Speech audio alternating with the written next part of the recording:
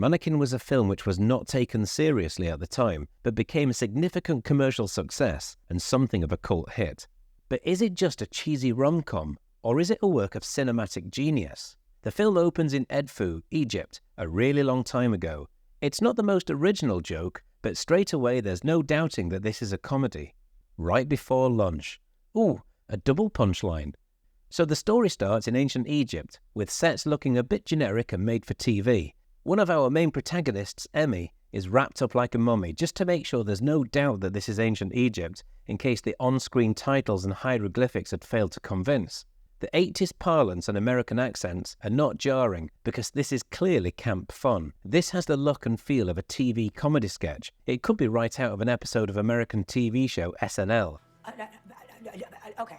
Emmy wants more from life than to marry a camel dung trader. Her mum says that women can't change anything, but Emmy says there must be a better way. Mother, there's got to be a better way. And prays to the gods to help her find it. Please, gods. Please. Could it be that there's a strong feminist message in this film? We'll see. The concept of a mannequin coming to life might be ridiculous, but the film feels very honest with that. It's not trying to be anything else. It opens with a joke, it's openly silly, even the opening credits are animated and childishly cartoony. The characters will eventually meet to caricatures, over-the-top, exaggerated, mono-dimensional beings, usually played for comic effect. The most developed character is Jonathan Switcher, who works in a mannequin factory. In fitting with the rest of the film so far, it's a place of fun, with singing and dancing. I smiled at this scene. The sense of fun is infectious, but his boss is immune and fires Switcher for not working fast enough. You're fired! Instead of churning out 10 mannequins a day, Switcher has just produced one. But what a beauty! Switcher's an artist, he's a sculptor, and his primary concern isn't the fiscal impact of redundancy, he just wants time to finish off his masterpiece. Cue a montage of funny moments where Switcher gets fired from a series of jobs, usually for reasons of artistic whimsy, which are met with unnecessarily over-the-top reactions. Anyway, Switcher gets almost dumped by his girlfriend and left to walk in the pissing down rain, when across the street he sees a vision, and it's one that he created. His creation now lives at the failing Prince & Company department store. He tells the mannequin he wants to take her home, which sounds really creepy, but then he says it's because she was his first creation to make him feel like an artist, which dials the creepiness back. You know, you are the first thing I've created in a really long time that made me feel like an artist. And we understand the impact of this plastic figure and the significance it has to him and his artistic ambition. After a bit of classic slapstick where Switcher saves the life of the owner of Prince & Company, he gets his ass zapped a few times and secures a job there. Finally, he is reunited with his magnum opus.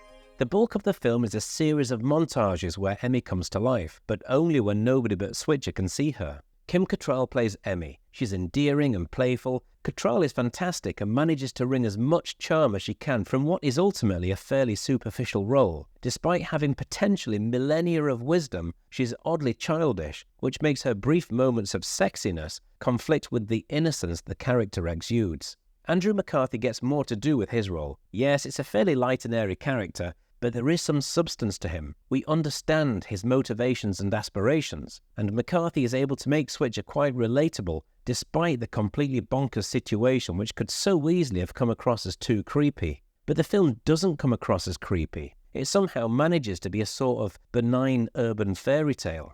The film cost nearly $8 million to produce and made that back after a week. It went on to be a big success in the home video market and eventually grossed over $42 million. The film was heavily driven by Joseph Farrell's National Research Group, which used focus groups and test screenings to influence the direction of the film to maximize audience satisfaction. This contributed to the film being simultaneously strangely charming and devoid of any sense of artistic direction.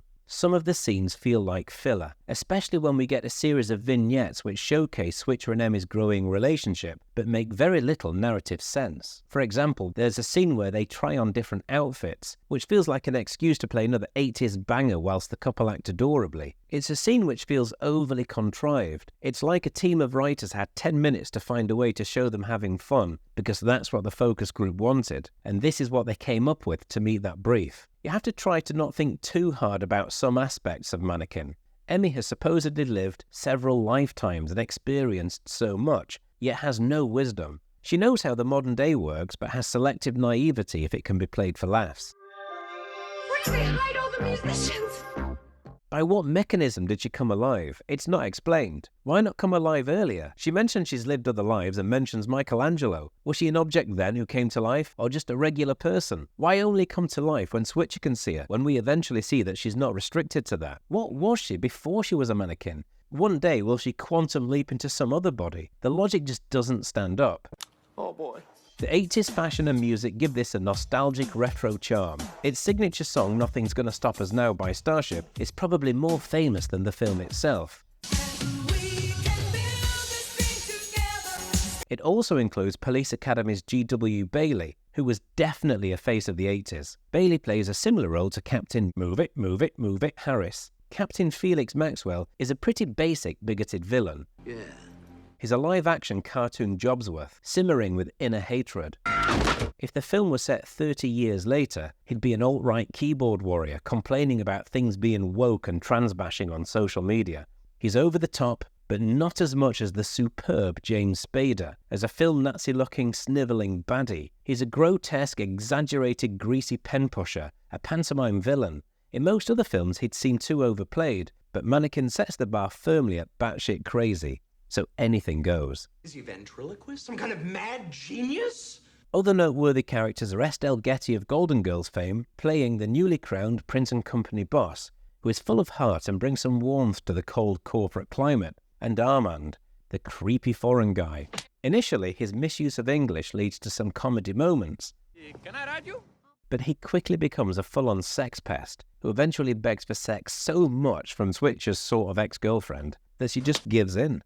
Fine, let's just go to your place. Really? But the best character in the film is without doubt Hollywood Montrose. Initially, Montrose looks like a gay stereotype, with thinly veiled references to his sexuality. A flamboyant man with overly emotional outbursts and a habit of screeching or whooping. We're going to have fun, fun, fun. Come on. You expect he's there for comic relief, probably at his own expense, and definitely not to be taken seriously. He gets called names like Mary and Fairy. He could so easily have been a gay punchbag to absorb lazy gay punchlines. But he is the best character in the entire film, and establishes himself as a bit of a gay icon, even though the actor Meshach Taylor is straight. He's unashamedly gay, which is how it should be. For too long, gay characters existed, but with rarely any actual reference to them being gay. They were completely boxed off from any sense of sexuality or romantic interest, relegated to simply being camp, and any references to their homosexuality limited to a raised eyebrow or a knowing smirk. But Hollywood is in your face, and not just with sheer exuberance, even though he is exuberant. He has a huge pink car with a number plate reading "Bad Girl." We get insights into his personal life. He talks about a breakup, so we know he has relationships. Albert left me that bitch. His presence strengthens Switcher's character, who defends him when the born of toxic masculinity security guard utters homophobic remarks. The bigoted jerk. Instead of eye-rolling and keeping Hollywood at a distance to show how masculine he is, they become friends. They make physical contact with each other, a huge deal when the AIDS epidemic had members of the gay community feel like lepers, as misinformed newspaper headlines exploited the HIV virus to demonize gay men over the so-called gay plague. In the late 80s, seeing a man touching things and being touched by others was a real statement. Hey, take it easy. Hollywood isn't just a gay sidekick. He's central to the film. He shapes what happens and becomes an action hero.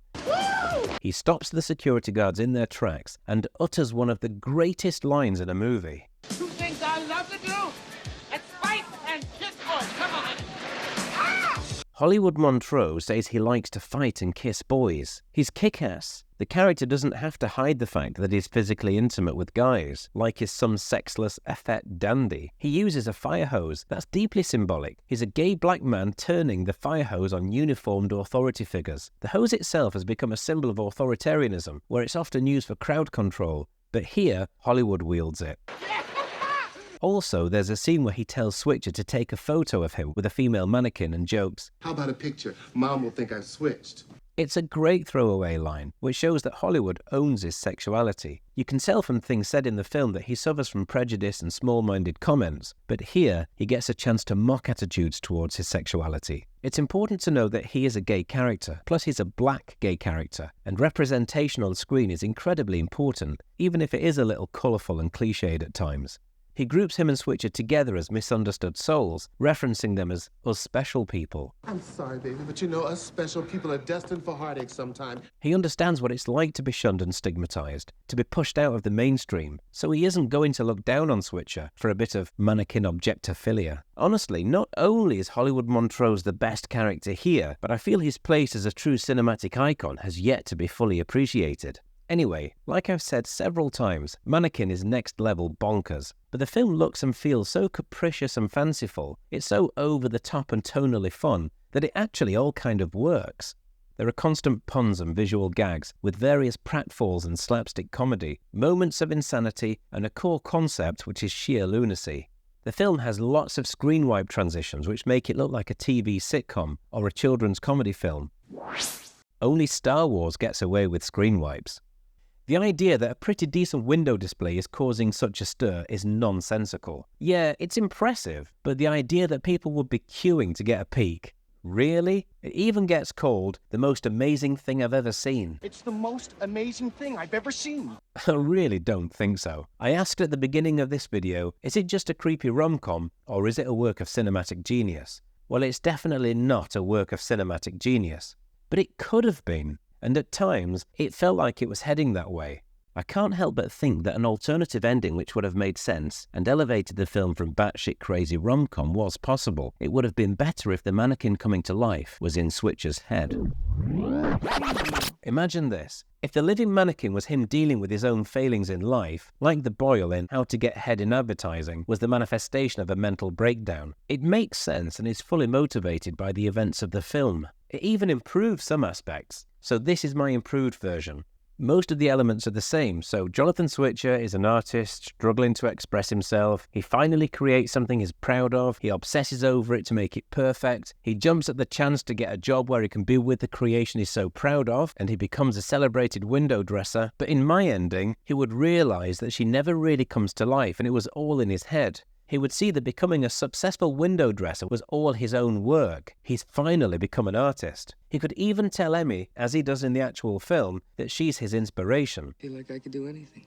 And she could laugh and say, "Oh, silly, I'm in your mind. You're the artist. You've always been the artist."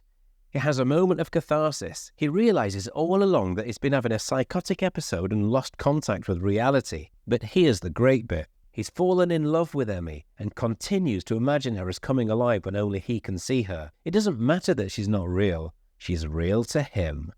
In my ending, even the opening scene in ancient Egypt makes sense. That's him imagining a backstory, maybe whilst he was constructing her, or during those lonely night shifts when he's alone with his thoughts. It also explains why she's so boring and one-dimensional. It's because his is the real story. It's the only story. It addresses the dodgy logic. She only comes alive when nobody else can see her because she never really comes alive. He's just embellishing his fantasy, indulging in it whilst unaware that he's slowly realizing his ambitions and becoming appreciated as a genius of the window dressing world. It becomes an artist. I think that's a much better ending. But no. She comes back to life and they get married despite her never existing on any civil records. So that's Mannequin. It's a cheesy rom-com. It was panned by critics as a dumb film, and I can see why. It is a dumb film. If only I could go back in time nearly 3 decades and hand over my alternate ending. But as well as being a dumb film, it's also fun and has been embraced by audiences who find it endearing. It's a film which, through Hollywood Montrose, has something to say, even though I'm pretty sure it didn't intentionally set out to say it. And it abandons any teased female empowerment message, aside from department store boss Claire Timken perhaps. It's well-acted pure fluff, but fluffiness is cozy, and sometimes it feels nice. Mannequin might be a silly film, but the construction of a film which is able to contain all the over-the-top characters and ridiculous ideas and still remain somehow grounded makes it oddly awesome. And I have to reluctantly admit, I quite enjoyed it. I'll be waiting in the window.